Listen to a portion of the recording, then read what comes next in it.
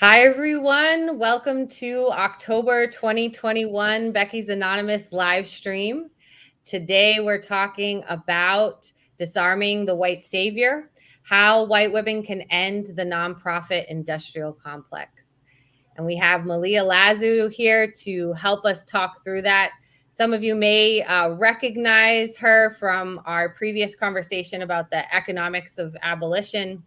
Today, we're diving even deeper into that topic and really focusing on the nonprofit industrial complex's role in the economics of abolition. How do we change this complex, dismantle it? We're obviously going to be spending some time specifically looking at the role of white women in this sector, the power white women have in this sector, and how we can use that power in a more effective way in dismantling white supremacy. So thank you, Malia, for being here. I'm going to give you a little short clip of the many accomplishments and a little taste of who you are, just to remind people of who you are, where you're coming from. So I'll share a little bit of that, and then please build on that, and then we'll dive into our topic today.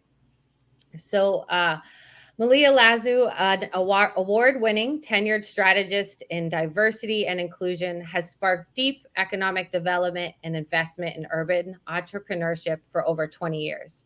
In her most recent role as EVP and regional president at Berkshire Bank, Malia would work to generate wealth for communities by expanding access to capital and spurring economic growth, especially in communities of color that have traditionally been left behind. During her time at Berkshire, Malia evolved the 13 billion bank strategic focus beyond traditional community banking services to prioritize tangible community impact.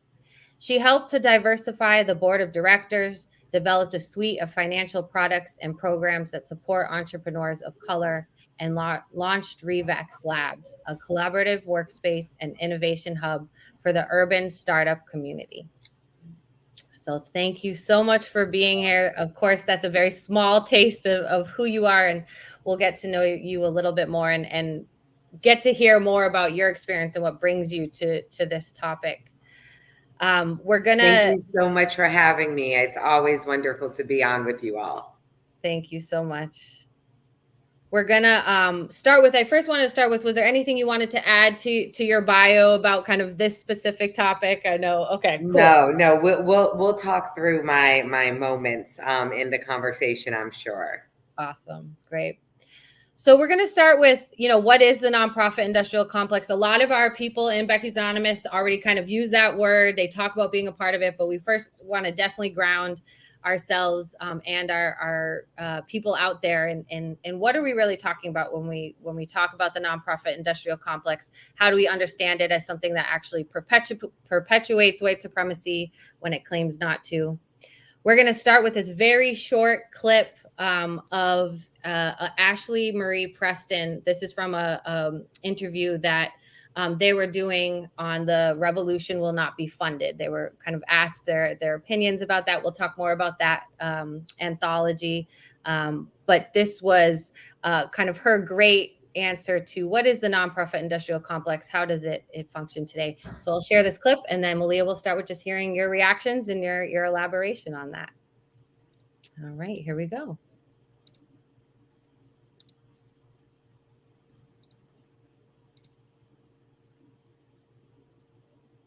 The nonprofit industrial complex's actual purpose is to add legitimacy to capitalism. So think about it like this. I carjack you, and then I come across you on the street, and I offer to buy you an Uber and send you home. Even though I'm the one who carjacked you, I'm going to get you an Uber so that you can definitely know that there's still goodwill that exists in the world. Meanwhile, I'm the one who actually committed the offense. So the nonprofit industrial complex, one of its purposes is to, again, add legitimacy and credibility to these systems that are directly responsible for disenfranchising historically marginalized communities. Right. So the nonprofit industrial complex is... Sorry. All right. So want to start there, want to hear your kind of elaboration on that, but just starting with kind of what do we really mean when we use that phrase? Well, I think when we use that phrase, what we're talking about is the industry, right, of nonprofits, of C3, of charity. And it has become an industry. And, I love that example of, the person carjacking you, then buying you an Uber home. Because it really does highlight the problem with charity, right? What nonprofits mean is that there'll always be people in need, and we know why there's always people in need, right? Because the capitalist structure is one that's extractive, that exploits labor. And when you see the beginnings of charity, who are they, right? The people who have, they're the Rockefellers. Well, how do the Rockefellers have, right? Through exploitation of land and labor. So, the nonprofit industrial complex, I think, dresses up the industry of tax deductions, and through it has created jobs, right? And also, to Ashley's point, has created proof, right, of support and proof of protest, right? In many ways, it's like, oh, well, I'm funding, people who are pushing for change, and so I think it also helps legitimize our democracy, maybe in ways that that aren't necessarily true. Thank you. So it's interesting to think about, kind of, as you said, I think we've even used this kind of wolf in sheep's clothing, where it's kind of dressed up as the thing that's kind of an alternate or making up for the systems, when really it's just helping continue perpetuate it. Could you, especially with your expertise, could you share more about this tax haven part? Because I think that's one part that people don't, to go that far to really understand the nonprofit industrial complex is not only not working or perpetuating, but how it's actually used as kind of this tax haven for people, this place that again continues to defend capitalism. I think a lot about, whenever you hear about kind of wealthy people getting in trouble, right? A lot of times the first thing that's said is like, well, look at all this money they've donated. Look at all this good they think about the Sacklers, right? Like, I think the Sacklers, we can use them as a really good example, right, of causing harm and then buying a wing in the museum, right? Like, so the Sacklers made a lot of money, right, off of pharmaceuticals. And what they did as a family was they were philanthropists, right? They were patrons of the arts. They were patrons of, they did charitable giving. Now, why did they do that? Well, one, it's expected, right, in the wealthy class that you have your charities and you talk about them at the country club and things like that. But it also is a great way to clean your reputation, right, and to be able to lean on that. So when you're looking at tax deductions, whether that's setting up a foundation, in order to put money in, and then you can hire family through that money, right, that sits there, and you only have to spend X amount, and it becomes a legacy project, to, the checks, right, like that are just written to, to different organizations. If you were to remove that tax incentive, I guarantee you, you could ask any developer at an organization, what kind of checks do you think you would get if you did not have a C3, if you did not have that charitable tax incentive? And I think that they would say very little, right? And so what the tax incentive does is it allows very wealthy people to do good works and have it be subsidized by the government, by us, right? We're all subsidizing their tax deductions in order to give us bread. And so, the very idea of it continues to perpetuate wealthy people, right? I think another great example beyond the Sacklers is, when Jeff Bezos came down from space, he gave $100 million to an organization, right? You think about how much money he spent himself on going to space. If he spent that money on paying his workers a livable wage, right? So many of his workers might not need charity, right? And so that's really where I think the nonprofit industrial complex does justice no favors. Mm-hmm. And it gets justified by kind of this idea of trickle down economics, if I'm correct, kind of this idea that if, in capitalism, if people can make, as much money as they, can, we'll have innovation, they'll make lots of money, and they'll be able to solve our social problems because on their benevolent hearts, they'll donate enough money to kind of fix these social problems.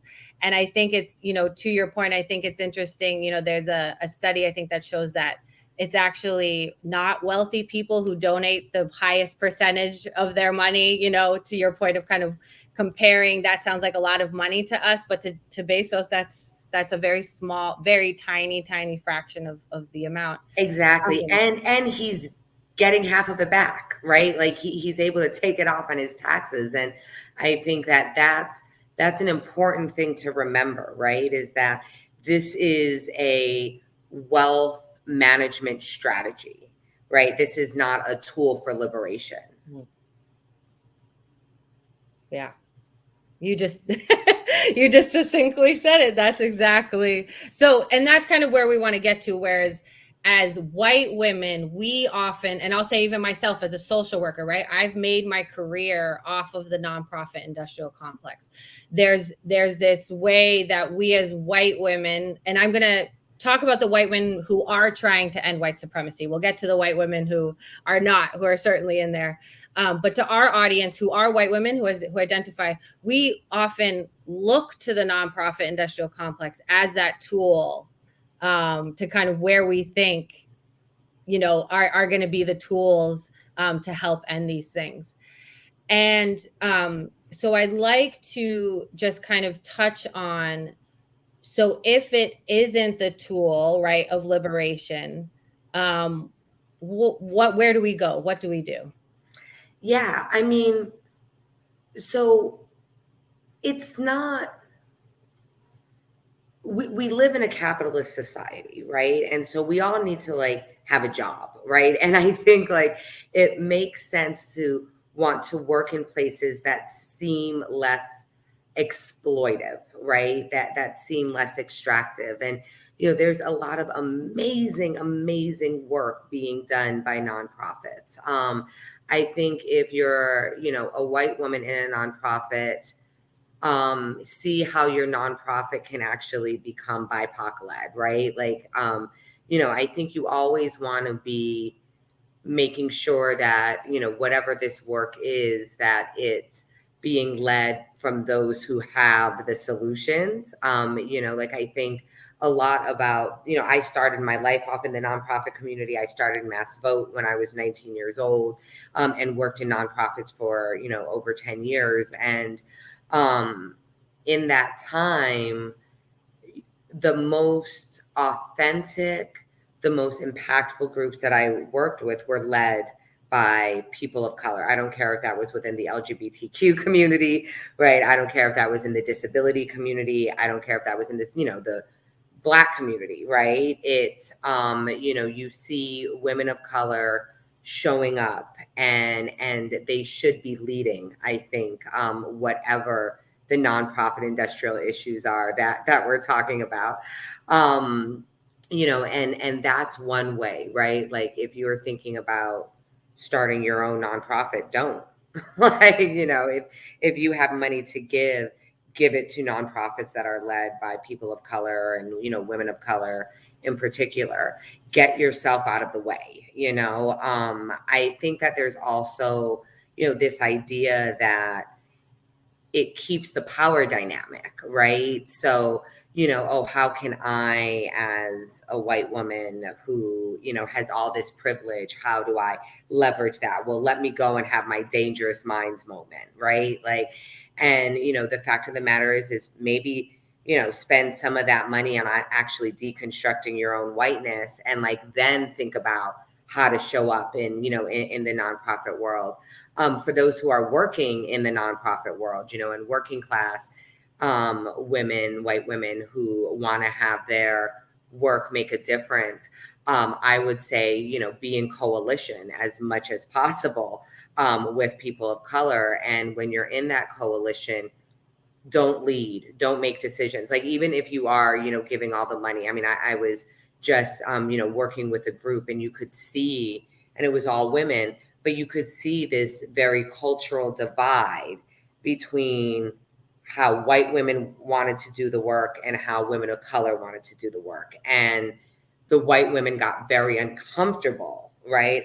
Because for them, like, oh, well, we need goals, objectives, and tactics, and we need to check things off. And, for women of color, it was like, well, we need to know what you're about. Like, we need to know your value structure. Like, if you're talking about reform, are you talking about abolition? What are we talking about here, right? Like, and once we know that, we'll roll, and like everything will come together. You'll get your goals, you'll get your objectives, you'll get your tactics, right?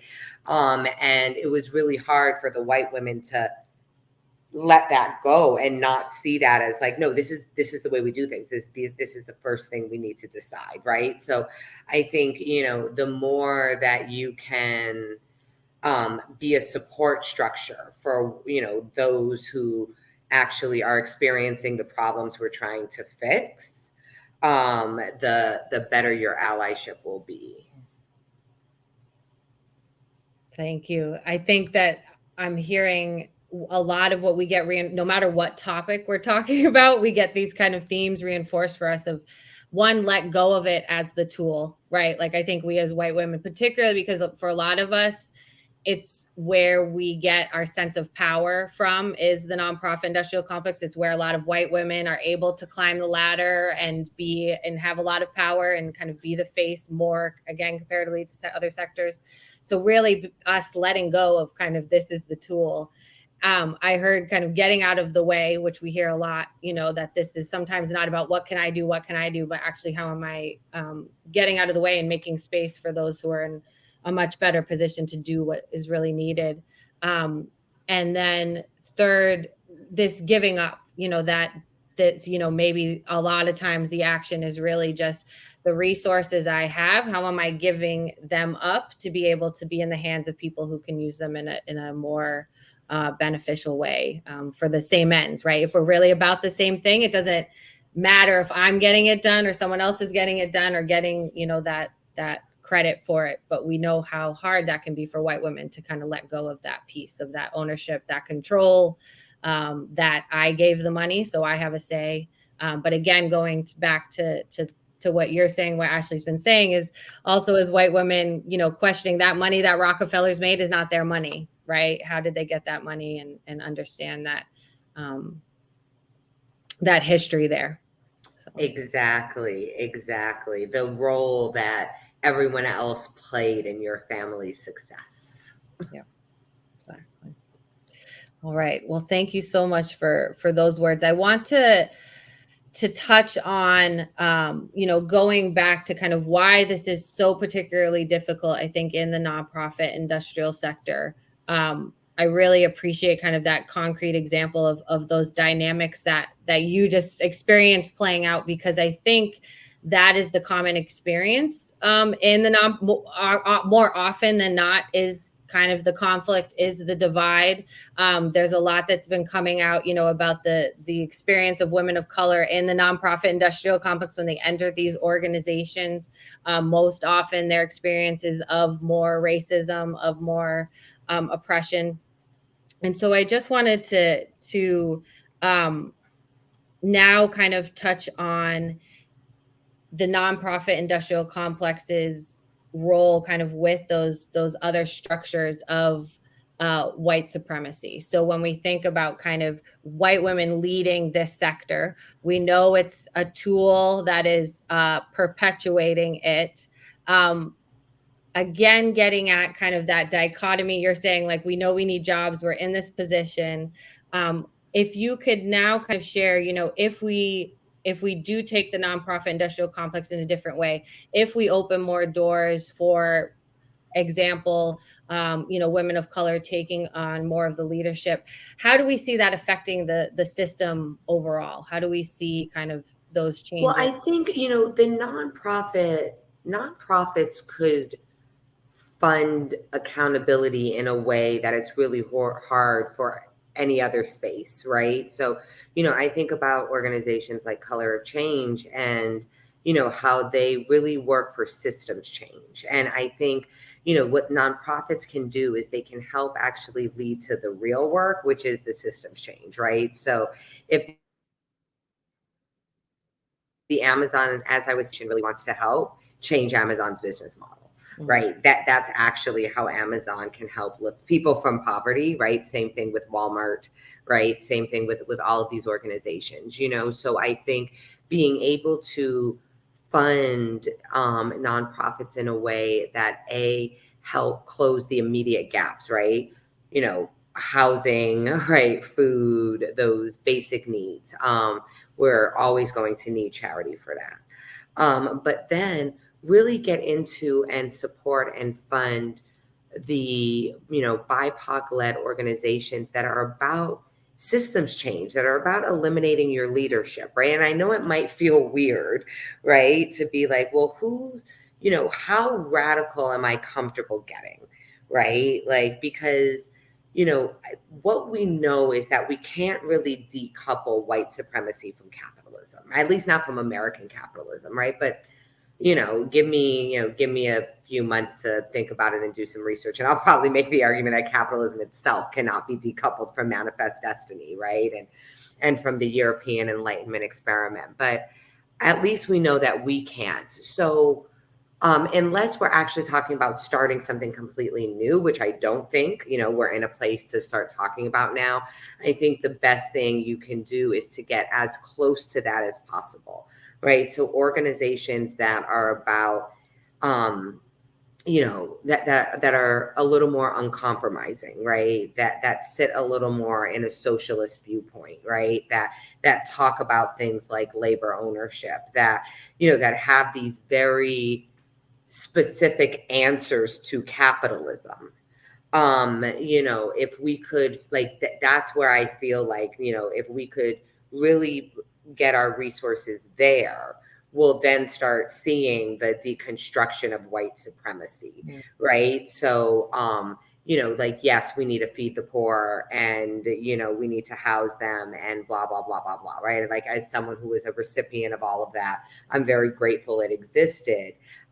It would have also been great, to have my father, who grew up in Spanish Harlem, have different opportunities, right, than he had, right? And so, I think that the reason why the nonprofit industrial complex has the brand that it has is because it's ineffectual.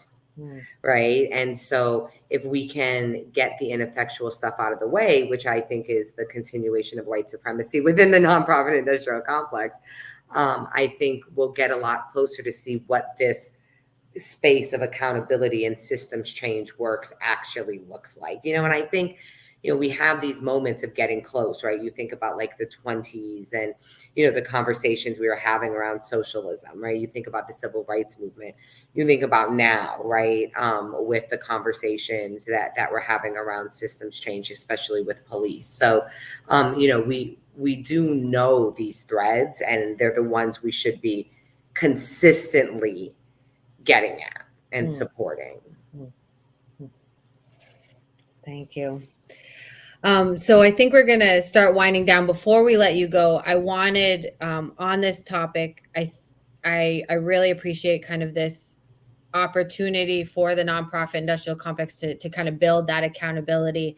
And I'm wondering if we could just end with you sharing a little bit about that internal accountability to this, because, I appreciate, you kind of describing how we can change things to cause different effects in kind of the broader white supremacy world. But just ending on, for those of us working in the nonprofit and industrial complex, again, a lot of us in Becky's Anonymous are, how do we look internally within our systems first to start with that? How do we, I appreciated again your example. But again, now we looked outward, now looking inward, kind of where can we start with this? Yes. Well, I mean, I think, there's so many reasons why I love you all, but like, this is one of them, right? Because it's a space where you can safely hold yourself accountable, right? And I think that's important. I mean, I think, we need to recognize that people may not bother getting themselves involved because of the scary nature, right, of getting it wrong, of learning in public, right, of catching up in public, all of those types of things, you know. But I think whatever organization you're working in, you know, ensure that at the very least your succession plan review some of the things we're talking about, right? But also, you know, so that's one way to think about like getting to the future, right? And how to repair things, you know. But I think internally having these conversations around what does deconstructing systems really mean, right? And what does having this wealth and holding on to this wealth, right? What does it mean to be a tax haven for the wealthy, right? What do we do with that? Because I think, you know, at the end of the day, if that's how we think about it, we may actually take more risk, right? If we're, you know, if we understand that, like, you know, grandpa's sending us to the table with like as few of chips as possible, right? Like maybe we'll be more open in taking risks to find sustainable answers. So, you know, I think that that's really, you know, trying to figure out how to, again, let go and, you know, create systems of accountability internally that have, you know, that have you being allies and co-conspirators, right? And all of that. And also I think, you know, the nonprofit industrial complex has a lot of words, right? And we like to talk about this stuff a lot. And so you can lean into that as well, right? Like it's very easy to be like, stop, like I think there's racial inequities happening, right? And for the most part, people will stop, right? You know, and if they don't, you can very easily elevate it, right? So like I think like the nonprofit space is a space where we can really practice what we preach. And you know, those are, I think, the ways to accountability, right? Because it's not a chart, it's not a pie chart, and it keeps growing every year, right? That's not how you measure relationship. It's not how you measure this stuff. You know, and so I also think that, you know, if you're in the nonprofit world, you're doing it because somewhere, right, there's a good heart in you, there's a moral compass. And so just don't let your ego co-opt that moral compass, right? You know, work to have it be as pure as humanly possible, which we know is not 100% pure because we're human. But just how do you get, you know, yourself to act and model the behavior and, you know, where you can, right? Like if you're, you know, if you're a program manager, right? Make sure your program is the flattest, most impactful, most BIPOC led, you know, in the GLAD camp or in Crip camp or in, right? Like, again, like it doesn't matter where you are. Our economy is color coded. So center BIPOC people wherever you are. Great. Well, Malia, thank you so much as always. We have so much to digest. I wanted to thank you for shouting out kind of our culture of accountability, which is a great sort of segue into really shouting out. I love the little cheer. I love it.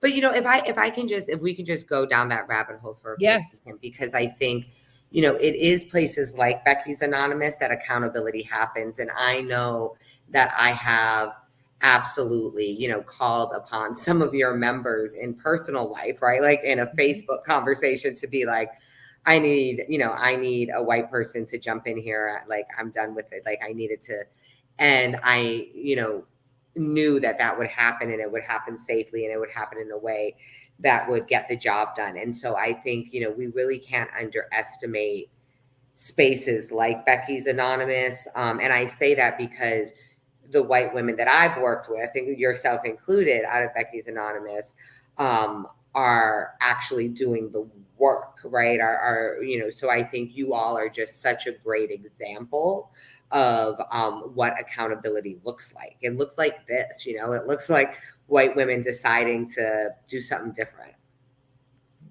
Well, we're very honored to have people like you to help us kind of figure out how do we do that in a good way, and how do we do that together. We have to do this together and bridge. But most importantly, to your point, it's about the work that we're kind of doing in between these moments. And so we certainly want to invite our audience. This Wednesday, we have our Growth Circle, where we'll take all this great stuff that you've shared with us, our quote from the opening, and as women kind of come together and dive deeper and take the words of wisdom you've given us and really dissect, okay, what does this really mean in action? What does it really mean to not just listen to the words that you're sharing with us, but actually take the actions and keep doing those over and over and over again.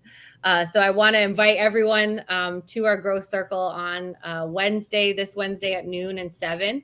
And for other white women who maybe this is your first time hearing about Becky's Anonymous, and you're like, oh, it sounds like a good space for growth with these great words from Malia, you can always join our intro circle the first Wednesday of the month. So you're always welcome to join that, to be part of our growth circles.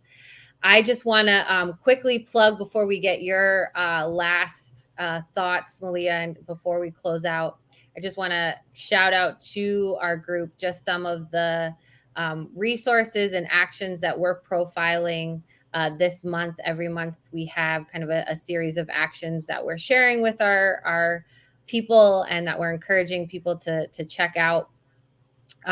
We are going to include this in an email from the Growth Circle, but you can also always see it on our social media, our Patreon.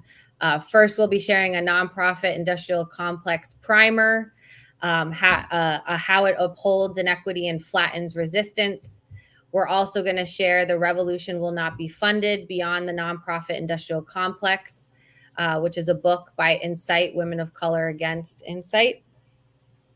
We'll also share again for people who maybe before didn't get it, check out the book Against White Feminism by Rafia Zakaria, that also talks about the nonprofit industrial complex a lot. We'll be using one of the quotes from that book in our Growth Circle this week. You've seen it also in our social media. Join a mutual aid network in your community. We have information on how to do that with the Mutual Aid Hub. And then just again, a reminder about our Growth Circle this Wednesday to build that accountability, which everyone's welcome to join if you've been to an intro circle. And if you have not been to an intro circle, you can catch that on November 3rd, also at noon and 7 Eastern time. So before we do our closeout, I just want to say again, thank you so much to you, Malia. Any last words or anything before we say goodbye? Just always, thank you so much. I know that we're about to go out with a wonderful song and an amazing, amazing artist who does it for the culture. And so it's always great to be here. And I look forward to coming again. One day I'm going to have to bring my white mom so you guys can talk to her. We would love that. We've got to get that on the books. Absolutely. Well, again, thank you so much. Yes, Malia, thank you.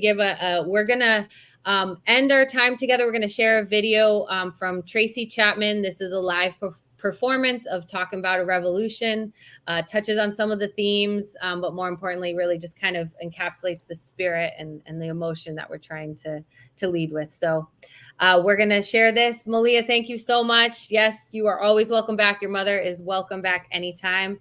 To all of you out there, thank you so much for joining us. We hope to see you next month. You can check this live stream out over and over again on our social media, YouTube, and Patreon. And without further ado, we're going to share this video and then we'll end. So thank you all.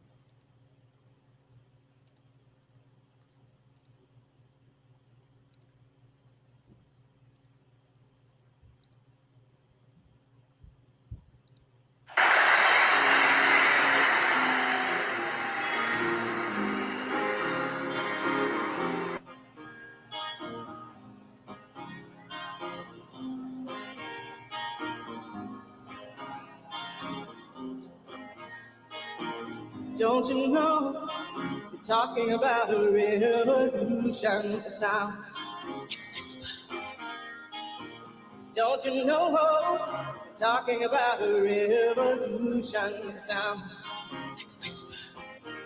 while they're standing in the welfare lines, crying at the doorsteps of those armies of salvation, wasting time in the unemployment lines, sitting around waiting for a promotion. Don't you know they're talking about a revolution? It sounds like a whisper. Poor people gonna rise up and get their share.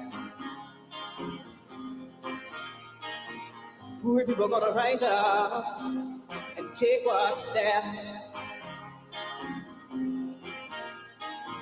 Don't you know you better run, run, run, run, run, run, run, run, run, run, run, run. Oh, I said you better run, run, run, run, run, run, run, run, run, run, run, run. 'Cause finally the tables are starting to turn. Talking about a revolution. Yes, finally the tables are starting to turn. Talking about a revolution. Oh, no. Talking about a revolution. Oh, while they're standing in the welfare lines, crying at the doorsteps of those armies of salvation, wasting time in the unemployment lines, sitting around waiting for a promotion. Don't you know they're talking about a revolution? It sounds like a whisper. And finally the tables are starting to turn. Talking about a revolution. Yes, finally the tables are starting to turn. Talking about a revolution. Oh, no. Talking about a revolution.